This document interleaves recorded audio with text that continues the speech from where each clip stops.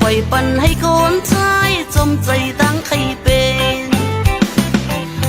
อันใจน้องให้หน้าใจเอ้ยตีเหตุจังนังไหนอันใจน้องเป็นคนยาแล้วลองตั้งหักสู่เฮาใจเหตุจังหือนางเหตุจังนั้นอำใครเป็นไผ่ก็ตบซุ่มให้คนใจปนเลยนั่งห้องไห้ซุ่มน้ำตาคือมีเย้ายามเลวโหอกโอนน้องเฮาในตีสิมไว้ก่อนลูกอันหุ่นน้ำเมื่อวันไหนพี่เฮาเป็นก็สอนบอกปันตังออกน้องนางเฮาเมื่อวันไหนน้องยินจมขอบใจอันใจน้องใครเป็นจังนายกับใจเฮ็ดอ่อนตาอันใจน้องเป็นคนใจแข็งแต่หยุดน้ำตาไหล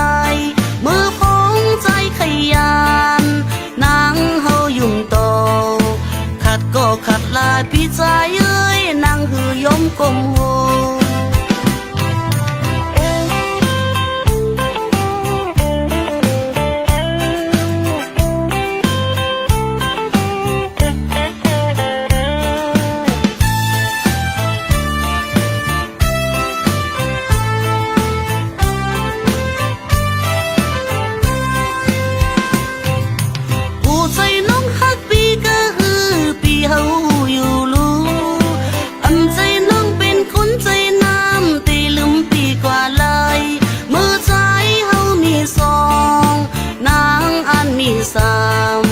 อำใครปล่อยปันให้คนชายจมใจตั้งใคร